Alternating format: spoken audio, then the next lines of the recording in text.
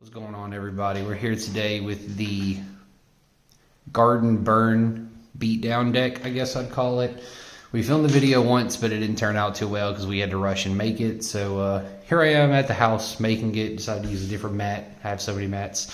So anyway, we'll start with the one-ofs. First off, we have Lava Golem. I added this because I played the deck twice. I got 9th first time, 7th the second time, losing in the final round, which when you watch the match, you'll see that I threw game 2. I should have resolved Light Imprisoning Mirror instead of just letting him kill it, and I probably would have won the game. I didn't think about Celestia, and it's all my fault. And I'm stupid, and that's that. Anyway, so I had the Lava Golem because after the first time, I felt like I just needed a way to deal with their monsters, and I'm also stalling, so the burn is nice.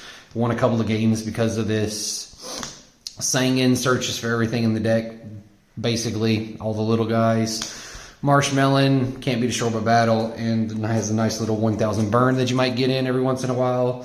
Double Caius because garden tokens can be tributed and it also burns for 24, so it's spot removal. It can get rid of Decree. It can do a lot of great little things. Fun card. Caius is great. You can't play the hamster package. Sorry, can't play the hamster package without Caius. So yeah, I do play 3 hamster, 2 Raikos. I don't play the 3. I didn't like Raiko at 3 because those aren't the main things you search for. You only really search for the Raiko when you're in a situation where you need to pop something or you're going to lose the game. Most of the time you will be searching for Desqualas because they also have an 1800 defense and they burn. So swapping an 1800 defense for another 1800 defense is pretty good, especially when you have Black Garden out halving all your opponent's monsters, making it really hard for them to get over these. And then, you know, they flip up at 11, so it can pretty much run over anything under 22 and crash with things that are 22. So it's a fun little card. Nice burn. I got a couple of people turn 1 burning for 2k with this because they don't expect it. They expect, you know, hamster or Raiko or something. They swing into it without playing any other cards. Immediately 2k started the game. And of course, the last target for Panda is for hamster is Panda. I do play the one of Panda. I played 2 originally, but I felt like it was too much. It wasn't as useful as I would hoped it would have been. So the theory in my mind was, you know, you get them a lot of Black Garden tokens, you pop out the level limit, and, you know, you just start swinging. No matter if they turn them to attack or defense mode, you're going to do damage. It never really occurred that way, so I dropped it to 1. That's what I took out for the Lava Golem, and I think it worked out pretty well. I also play the Giant Rat package, which has a nice little interaction with the Black Garden because the way Black Garden works, you summon the Giant Rat, they get a token. You swing into the token because now Rat is 7, the token is 8, you die, swing, die, swing, die. All right, so now they have, you know, like 4 tokens, and now you Injection Fairy Lily, run over the token for 800, and if you have one of your burn traps, you're going to burn them for all the monsters you just gave. So it can result in massive damage really quickly. Of course, you are paying 2k, but it's really fun, and, you know, it hurts, and it catches people off guard. They're like, why are you giving me, you know, why are you smashing all these rats and taking 100 damage over and over again? It's usually because I'm trying to do 3 to 4k in one turn, thanks to burn traps mixed with the Injection Fairy Lily. I do play 2 because sometimes you draw it and you can't do the combo, or sometimes you just need that second one. It was useful having the 2. The first one will get deprisoned, you know, so it's useful having the 2, and it's your main attacker, really. Like, it caught a lot of people off guard.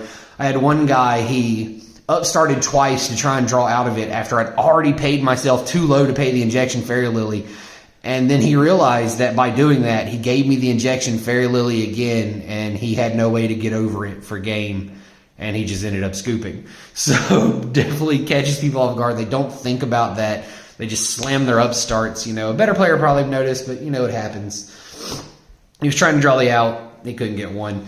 And, of course, can't call it Garden Burn without Trip Black Gardens. So I do play 3 Black Gardens. Really fun card, halving everything, laying tokens down. The first time I played this deck, when I got 9th place, every game that I lost is games where I did not draw Black Garden. So another change I made to the deck was adding terraforming. So it became abundantly clear that you have to get the Black Garden as quick as possible so you can start setting your high defense monsters, you know, flip-flopping them over, running over things and doing the damage. Otherwise, you're probably going to lose. The Black Gardens are very key to success here. Sticking them is important.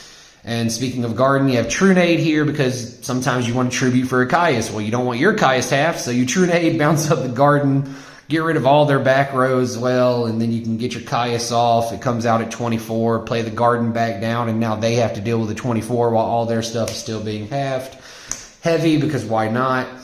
Wave Motion Cannon, again, I felt like I needed more burn, so I added a one-of Wave Motion Cannon. It actually won me a game once because I had too many things for him to target, and he just couldn't get rid of all the things. Like, he had to get rid of Black Garden, he had to get rid of Level Limit, he didn't have Heavy because he milled it off Raikou. So he had like a Dust and MST, and, well, he chose the ones where he could swing, and then eventually I had like some Just Desserts and Secret Barrels, and then just popped this and won the game. Again, Level Limit because most of your monsters are, you know, level 3 or lower. The whole package here is, you know, got Death Claws 3s, Injection Failures 3s. It just makes sense. It's a good card, wins games, also loses games. I lost once in time because I couldn't attack, and all I kept drawing were rats. I drew like 3 rats in a row, and it was very disappointing. Brain Control, broke OP card, best card in the format, don't care what anybody says. Best spell anyway. Alright, so traps, we play, oh no, they're not sorted anymore. Alright, we play Trip Just Desserts because we are giving them tokens. Just Desserts followed up after giving them 3-4 tokens is really, really strong. We have, of course, the Trip Secret Barrel because, again, we're filling their field with good cards that, you know, good for us, bad for them. The only negative of the Garden, I will say, is they can use the tokens to tribute. They can also synchro with the tokens, but a lot of the times it ends up not mattering. They'll try and go Thought Ruler, things like that to even out the game, but it's still really strong if you have Black Garden up.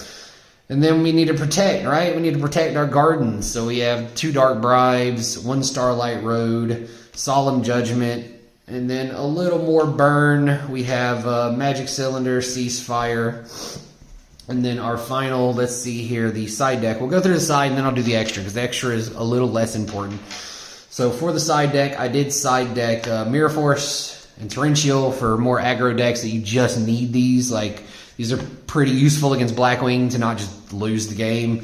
Things that can swarm you really fast. Gravity Bind, also side that in quite a bit. It didn't come in every game because it's not helpful in every match.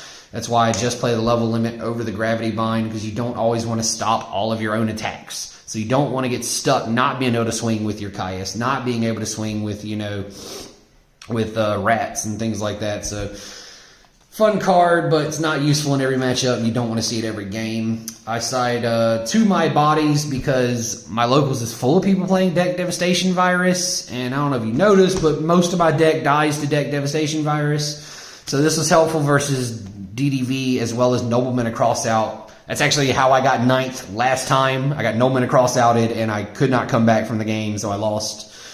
So I sided the My Bodies this time, so it wouldn't happen again. Light Mirrors, Lightsworn, you got to stop those mills, stop the Celestias, the JDs from blowing up the whole field, let those Black Garden sticks, stop Lila's, which if I was a smarter player, I would have stopped Lila and I would have won, but whatever, it's fine. It's all my fault.